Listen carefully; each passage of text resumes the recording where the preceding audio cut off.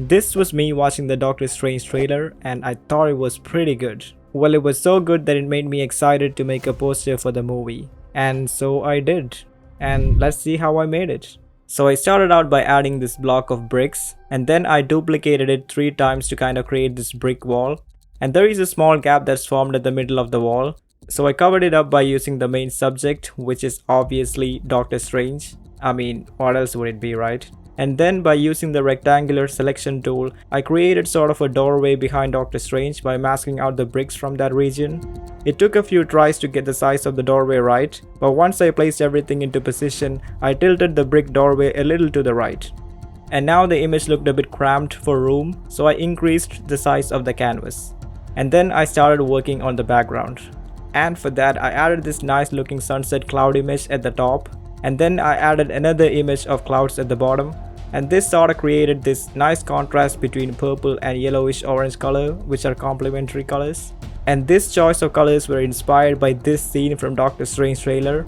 And although the colors are a bit different from the original scene, I think it'll do well. And keeping that color combination in my mind, I kept adding more and more images of clouds, reducing the opacity of the images and changing the blending mode of the layers as well whenever it was necessary. I then made the image a bit more darker, after which I filled the empty doorway using black color, and then I repositioned Doctor Strange by tilting the image a little bit to the right. Okay, that looks pretty decent.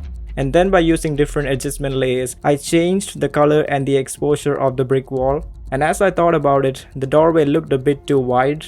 So I went ahead and I made the doorway a bit more narrow and a bit more tall. And I will be adding 2 more characters in there, but we really don't need that much space. So that's why I had to decrease the width of the doorway. And after that, I added 2 pillars, one in the foreground and the other in the background, to kind of give it a very surreal feeling. And also to maybe suggest that something must have happened here. And also, this is a scene from the trailer. And honestly, I really don't know what the hell just happened here. Alright, so then I tweaked the composition of Doctor Strange as well as the brick wall a bit more. Obviously nothing crazy, but just slight adjustments. I then changed the hue and the lightness of both the pillars using a hue saturation adjustment layer. And again, nothing fancy, just some preparation before the blending happens eventually.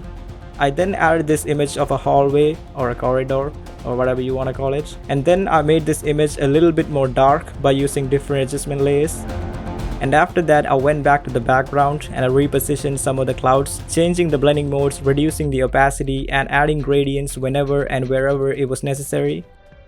I then changed the color of the shadows and highlights and the exposure too on Doctor Strange. And then I did the exact same thing for the brick wall as well. And once again, this was just me prepping these 2 elements for the environment, which I will be changing soon. I then turned the bottom portion of the image from blue to purple, and I also cleaned up the background just a little bit. I mean, if you can call this cleaning up. But for real, the background looks a bit messy now, but it'll come around. I then added some highlights on the pillar in the foreground, and I also changed the color of it by using a color balance layer. And then I went on to reposition some of the images in the background once again to fill out some empty regions in the background. And I did so by duplicating some of the similar images, changing the opacity of the layers whenever it was necessary. And now that there was a source of light at the top right corner of the image, I had to add some highlights on the pillar in the background as well. So I went ahead and did that.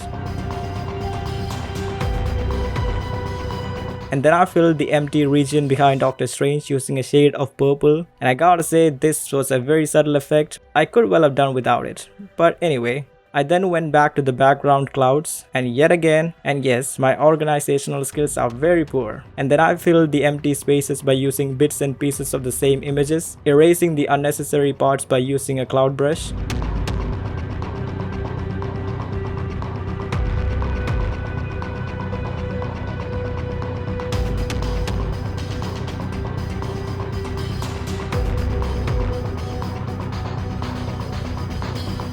But I was still not sold on the color of the light behind Doctor Strange, so I tried a different color, this time a warmer tone instead. And again, this is just me trying different things. I will be changing this later on.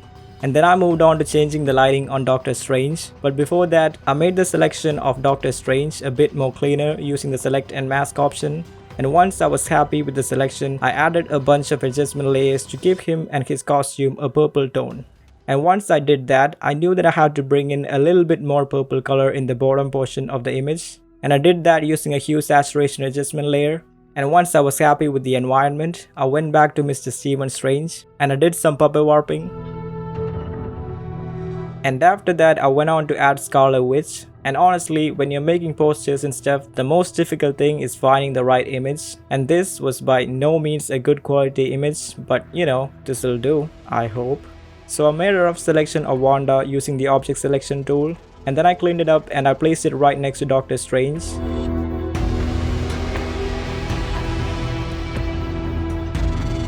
And by using different adjustment layers, I tried to match the colors and the lighting with the environment. And then I added America Chavez into the mix, which was a bit of a struggle, to say the least. Because honestly, I don't think Marvel has released any good quality pictures of her, so I'm kinda working with screenshots. But we do the best with what we got, right? But anyway, I added some adjustment layers and I tried my best to get the colors and the lighting right on this one as well. And since Scarlet Witch and America Chavez are devoid of legs at the moment, I kinda added that next, starting out with Wanda. So I found this pair of legs from somewhere on the internet, and I warped the upper body and the lower body so that the perspective of the legs didn't look weird.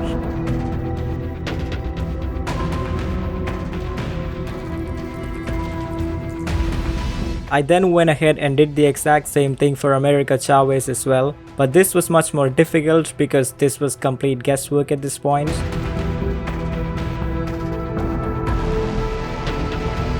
And since the angle of the image looked weird, I sort of extended her jacket to make it seem as if it was her arm.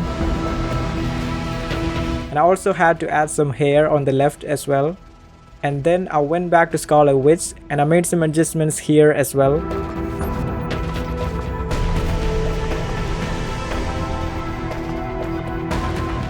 And once I was satisfied with the adjustments, I went onto the pillar in the foreground and I matched the color and the lighting of the pillar with the environment.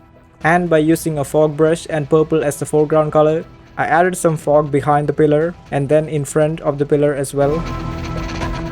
I then added some purple rim light on the edges of the pillar and all the small sections of the pillar as well by using brighter shades of purple.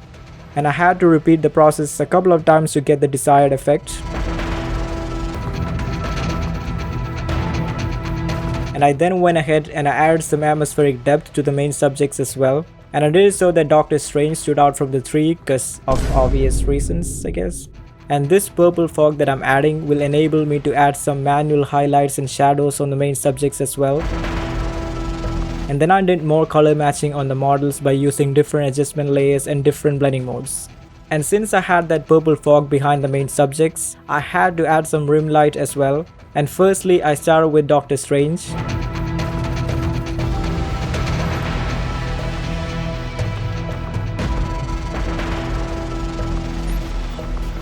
And along with the rim light, I did indeed add some subtle shadows and highlights as well.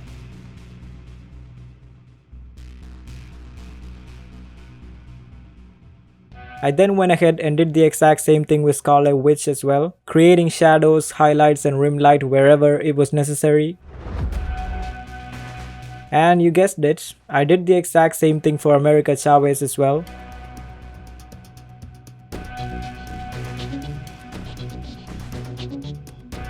And then I added a bit more fog in and around the main subjects to give it a bit more vibrance and atmospheric depth. I then moved on to the pillar in the background. And similar to what I've done here with the foreground pillar, I added some fog near the background pillar as well. But this time obviously using a shade of orange instead of purple. And since the source of light is illuminating the pillar from the right, I gave it some orange highlights on the right. And by using a brighter shade of orange, I gave it some nice rim light as well.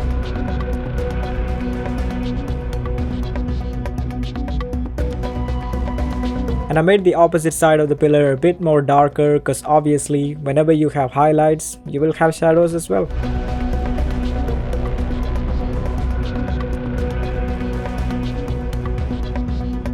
And to give the image some overall atmospheric depth, I added some fog behind the brick wall as well. I then added some purple color to the brick wall and some more adjustments so that the brick wall blend in with the environment better. And then I added more fog. And then some more. And then some more. I mean, fog is just so cool.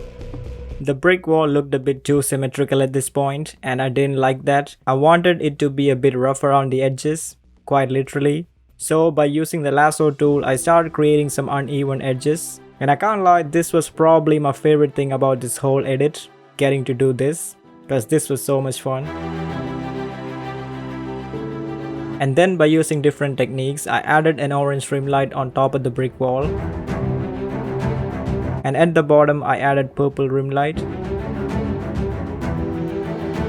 I then went back to the pillar in the background and I made the rim light a bit more brighter. And while I was there, I made the highlights a bit more brighter as well.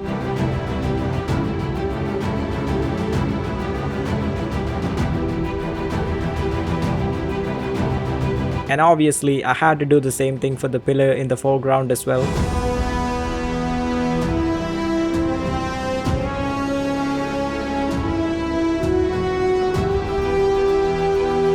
And since I was almost done, I made some final adjustments like adding more fog, more shadows, more highlights, and more rim light wherever it was necessary.